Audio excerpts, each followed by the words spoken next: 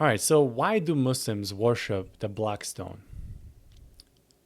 Well, they don't.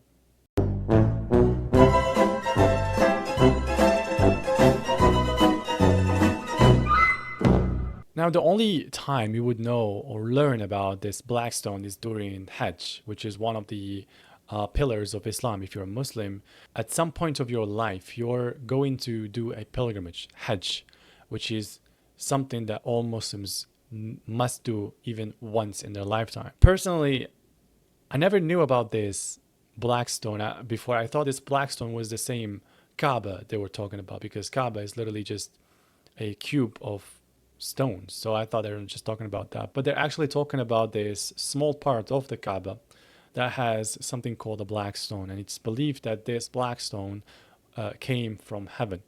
Now, a lot of you will hear a lot of Christianists out there. They may say that, oh, look at these Muslims, they're worshiping that black stone and they think that black stone forgives sins and stuff like that. I don't know where that come from, but again, as a Muslim, I never knew that this black stone even existed until I started like reading about it and hearing those Christianists talking about it. But is that true? Do Muslims actually worship a black stone? Do they pray to this black stone in order for it to forgive sins, even though it's just literally a black stone? It was narrated about the Prophet Muhammad, peace be upon him, in At-Tirmidhi. It's a hadith from the Prophet Muhammad, peace be upon him, At-Tirmidhi 877, where he said the black stone descended from paradise and it was more white than milk. Then it was blackened by the sins of children of Adam. So we believe that this stone was originally white and then by time it became black. But do we really believe that this stone has any authority on us, or do we really worship this stone or seeking forgiveness from this? Um, Absolutely not. Actually, the only reason why the Muslims would kiss the black stone during their pilgrimage is because there's a hadith that says people saw the Prophet Muhammad, peace be upon him, do the same thing, and that is the only reason why they do that. And that is what the Muslims do today. This is called Sunnah, which means following the tradition of the Prophet Muhammad, peace be upon him. Even though we don't know the reason why he kissed the stone, we like to do the same thing because we like to follow everything this man did during that time. And the reason why we know that this stone does nothing for us, it doesn't have any power to forgive sins or whatever, is because of another hadith that was narrated by the second caliph, Umar ibn Khattab radiallahu anhu, when he says, the only reason he kissed that stone as well is because he knew that the Prophet did that. So he's just following the same tradition of the Prophet. In his narration, he says, I know that you are a stone. This is why he was kissing the stone. He says, I know that you are a stone and can neither benefit anyone nor harm anyone. Had I not seen Allah's messenger, peace be upon him, kissing you, I would not have kissed you. And this is a authentic hadith. And so we believe the same thing about this black rock. Again, a Muslim may spend his entire life being a Muslim and not even hear about this black stone whatsoever. That is, unless you actually go and perform the pilgrimage, that you may come across that kind of information, and then you may know what this black stone is. Now, if we think about this logically and think about why or what was the reason for the Prophet ﷺ to kiss this stone during his pilgrimage, there's actually a good explanation. It's actually a beautiful explanation, but it involves a little bit of philosophy and general thinking about life. According to Aristotle, where he said that there is multiple levels of hierarchy when it comes to life.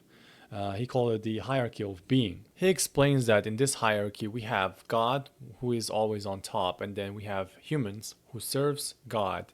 We got the animals who serves the humans, and then we got plants that serves the animals. And then later we got the inanimates, like rocks, like soil, water, etc. And if you think about pilgrimage or how Hajj starts, it always starts by you stripping off everything you are wearing. So forget your clothes, your expensive jeans and all that. And everybody wears the same garment, a white garment that like unites everybody. Doesn't matter your background, doesn't matter if you're rich, doesn't matter if you're coming from a important family, doesn't matter if you're president, doesn't matter if you're poor, doesn't matter if... No, when you wear that, you are completely united. You are completely 100% equal with everybody. So it starts that way. And guess what? You're during the Hajj, during the pilgrimage, you cannot transgress against God. So sins becomes not just forbidden, but they're super extra forbidden during that time. The punishment, the bad deed that you're going to be owning is even greater. The next thing is that you cannot transgress against other people as well. And then you cannot harm animals. I'm not saying you can harm them, but you cannot slaughter animals and eat them anymore. So during that time, you are not allowed to slaughter animals and eat them. Next, you cannot even harm a tree. You cannot cut a tree. You cannot cut plants, for example. Even that you cannot do. And then, of course, after that, if you really think about it, what is the least creation that we may come across, right? If we have all these, you cannot harm, you cannot transgress against God, you cannot harm a human being, you cannot harm an animal, you cannot harm a plant. Then you got a stone, which is God's creation.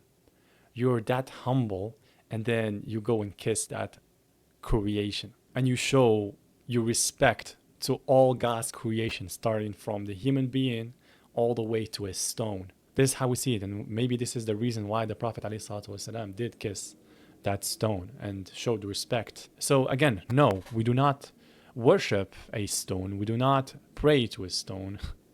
Again, lots of Muslims don't even know that this stone exists.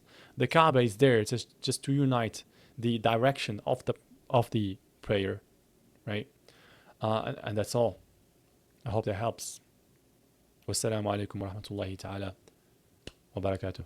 الحق سبحانه وتعالى خلق الكون وخلق الكون بكل أجناسه، جماد ونبات وحيوان وإنسان. نعم.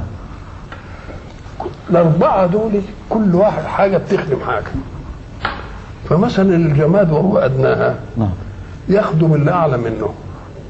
الجماد يخدم النبات لأنه بيديله غذاءه. نعم.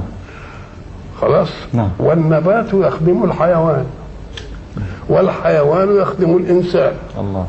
إذن فالإنسان هو مصب خدمات الوجود كلها. نعم. فساعة ما تشوف الجماد اوعى تقول ده جماد انا اعلى منه، لانني بنمو وهو ما بينموش، انا بتحرك وهو ما يتحركش. وساعة ما تشوف النبات افهم ان دي بيؤدي مهمة مطلوبة لحياتك انت ولكرامتك. ولذلك الحق سبحانه وتعالى حينما يطلب منا ان نحج بيته ولو مرة في العمر. نعم. يقوم يجي عشان نحرم يخرجني من هيئتي التي يتميز بها الناس ثراء وفقرا. نعم. اللباس يقوموا لا يلبسوا لباس واحد كلكم سواسية، اخلعوا أيوة. وبعدين امشي يقول لي اوعى تصطاد صيد، ما تتعداش حتى على حرية الحيوان، اوعى تقطع شجرة، سبحان الله، اوعى تتعدى على محرم. نعم. وبعدين يبقى عمل ايه؟ الحيوان رحمنا ما نصطادوش، الشجر رحموا ما نقطعوش، بقي مين؟ بقي الجماد. يوم يجي هنا المطاف كله في الحج وخليك تطوف بالبيت يقول لك قبل هذا الحجر الله اللي هو ادنى الوجود وهو الجماد.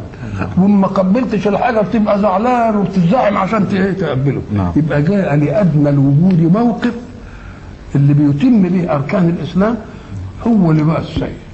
الله. تروح تتحاول انك انت تبوس الحجر.